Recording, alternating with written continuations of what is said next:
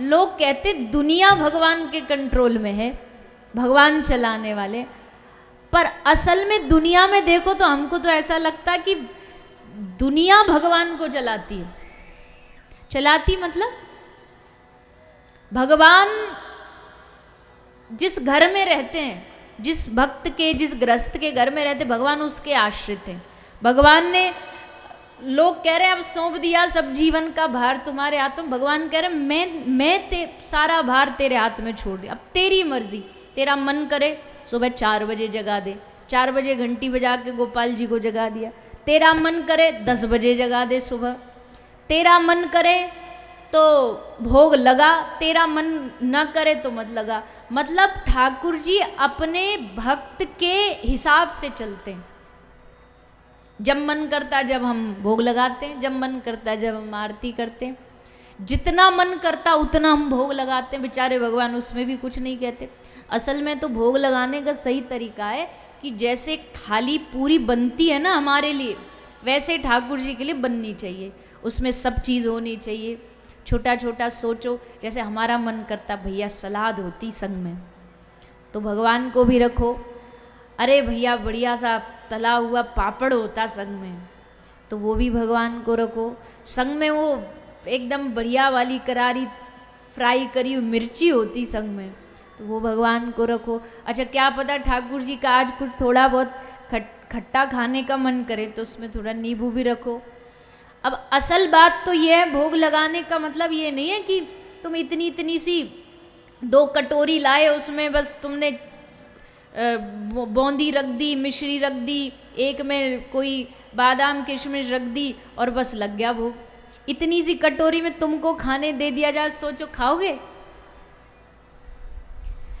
Market में भी, बाजार में ठाकुर जी की भोग की अलग से थालियां मिलती हैं, इतनी सी होती है, इतनी आंख बराबर कटोरी, इतना सा एकदम छोटा सा गिलास, उसमें एक घूंट पानी ना आए। तो अपनी मर्जी से लगाते। ठाकुर जी बेचारे फिर भी कुछ नहीं कहते कि चल भैया कोई नहीं, तेरी मर्जी, तेरे हवाले हैं, तू जैसे करेगा वैसे हम तो करना पड़ेगा। तो भगवान कह रहे हैं कि तू मेरे आश्रित हो ना हो, पर मैं तो तेरे आश्रित हूं। तू जैसे भाव से रखना चाहे, तू जैसे खिलाना चाहे, जैसे रखना चाहे,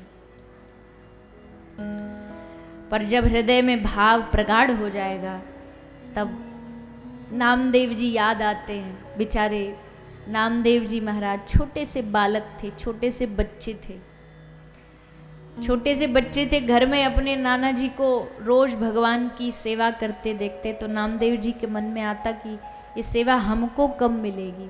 रोज पूछते थे श्री वामदेव जी से कि नाना जी ये सेवा हमको कब मिलेगी।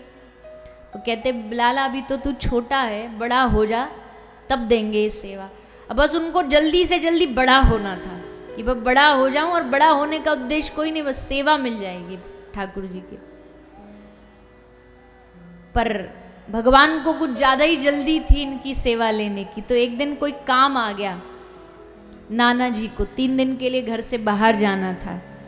तो वामदेव जी ने कहा बेटा ले तुझे मौका मिल गया, मैं जा रहा हूँ 2-3 दिन के लिए, तू सेवा कर लेगा।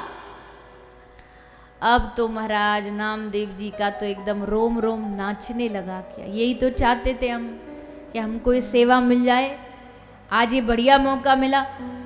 तो अब तो जैसे सुबह होती तुरंत नाना जी से पूछते कब जाओगे आप। नाना जी बोले चले जाएंगे चले जाएंगे, इतना जल्दी क्यों भगा रहा। बोला ना जल्दी आप जाओगे तो तभी तो सेवा मिलेगी। और फिर वो दिन आया जब वामदेव जी गए, पीछे से नामदेव को सेवा मिली। और नामदेव जी महाराज बेचारे बालक थे, ज़्यादा तो कुछ जानते थे नहीं, विधि विधान बस इतना कहा था नाना जी ने बिना भोग लगाए मत खा लेना, पहले इनको खिलाना फिर खाना। हाँ ठीक है।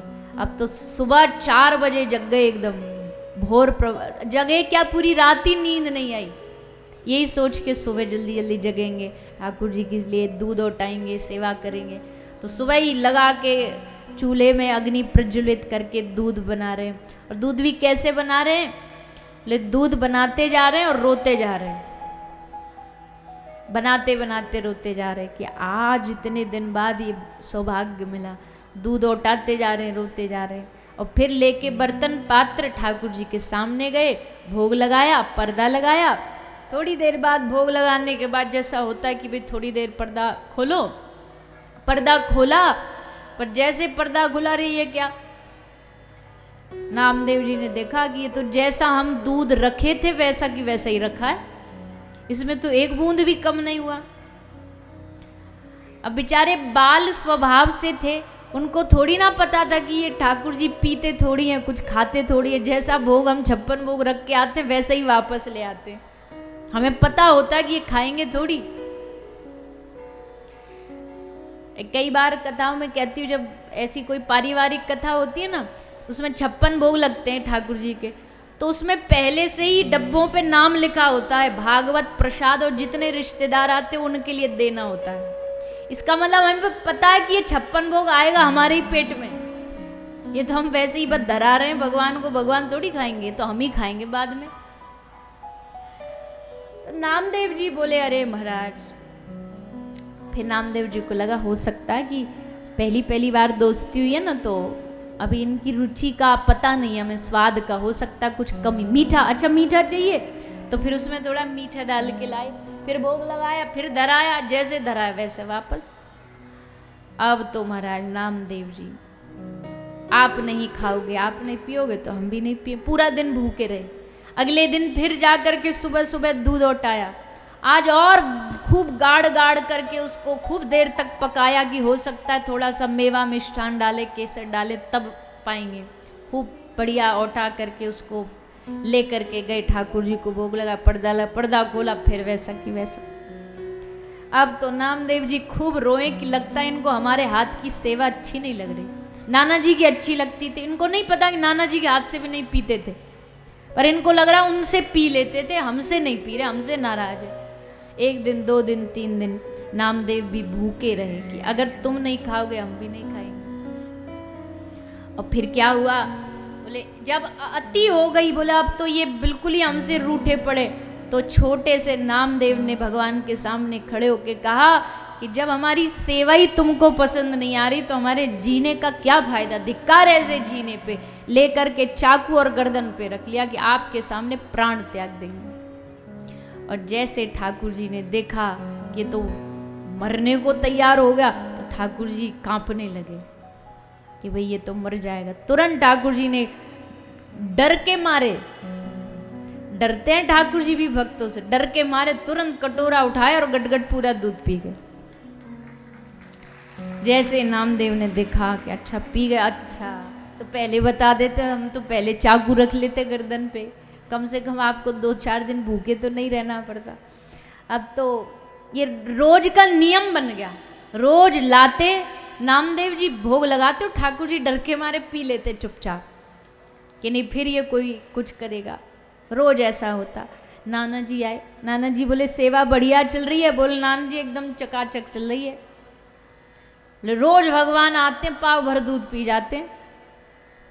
अब नाना जी बेचारे क्या जाने, उनको लगा बालक है वहां जाता और चुपचाप खुद ही पी जाता है ये दूध, डर के मारे बता नहीं रहा भगवान का नाम। बोले बेटा झूठ नहीं बोलते, सच सच बोलते हैं, बताओ तुम पीते? बोले हम ऐसे कैसे झूठ बोल रहे हैं, हम तो सच्ची बोल रहे हैं वो पीते हैं, चलो आपको दिखा दें। तो ले करके नाना जी को आगे, बोले देखो अभी भोग लगाते, पर्दा लगाएंगे पी जाएंगे। लगाया, पर्दा लगाया, पर्दा खोला, ठाकुर जी ने नहीं पिया। अब तो नामदेव जी भगवान को टेढ़ा टेढ़ा देखे, बोले रोज तो तुम पी जाते हो गटागट दूध, और आज जब नाना जी को बताने की बारी आई तो हमको चोर साबित करा दिया। रोज पी सकते हो, आज क्यों नहीं पी रहे? तो भगवान ने मुस्कुरा के कहा, रे पगले, सबके सामने थोड़ी पिया जाता है, अगर तेरे सामने पी लिया तो क्या सबके सामने पी लूंगा? सबको क्या पता कि मूर्ति दूध पीती है? नामदेव जी बोले मूर्ति दूध नहीं पीती, मूर्ति तो बोलती भी नहीं है, फिर काहे को बोल रहे हो हमसे? अगर बोल सकते हो तो पीना पड़ेगा, हमको झूठा क्यों साबित करा रहे हो? और अगर मेरी भक्ति से आप प्रसन्न हो प्रभु, तो मेरे उनको गुरु भी मानते थे नामदेव जी, भक्ति की जो संस्कार के गुरु थे, उनके वामदेव जी ही थे। तो कहा कि अगर मेरी भक्ति सच्ची हो तो मेरे गुरुदेव, मेरे नाना जी को दर्शन दे दीजिए। बस इतना प्रार्थना करी कि भगवान प्रकट होकर के पूरा दूध पी जाते हैं। तो वामदेव जी ने अपने नाती नामदेव के चरण पकड़ लिए, नामदेव के चरण पकड़ लिए, कहा कि बेटा आज से मैं तेरा गुरु नहीं, तू मेरा गुरु। तेरे कारण मुझे भगवत दर्शन का अनुभव हुआ, एहसास हुआ, इसलिए आज से तू मेरा गुरु। तो प्रभु ऐसे भगवान के एकाध भक्त नहीं है, ऐसे भगवान के अनेक भक्त हैं, अनेक भक्त हैं, जिनकी कथाओं को सुन करके, जिनकी लीलाओं को सुन करके, सुनने में तो बड़ा अच्छा लगता है, लेकिन उनकी लीला सुन करके फिर मन में ये आता है कि इनको देखो तो इनके सामने तो हमारा भाव 1% भी नहीं है, तो हम पर भगवान कैसे रीझेंगे। तो कहते हैं कि प्रभु हम आपके नालायक बालक हैं, नालायक बेटे, निठल्ले हैं। माँ को कमाऊ बालक की चिंता नहीं होती, ज्यादा चिंता निठल्ले वाले की होती है। कमाऊ का तो उसे पता कमा रहा है, पर जो निठल्ला उसकी चिंता होती है कि ये कैसे जीवन चलाएगा। तो वैसे ही श्री ठाकुर जी के लिए जो भगवत भक्त हैं वो तो सब है ही उच्च श्रेष्ठ श्रेणी के, पर जो कुछ नहीं करते उनके लिए ठाकुर जी चिंता करते हैं कि ये क्या करेगा पागल, ये बावरा क्या करेगा, इसके हृदय में तो भाव नहीं।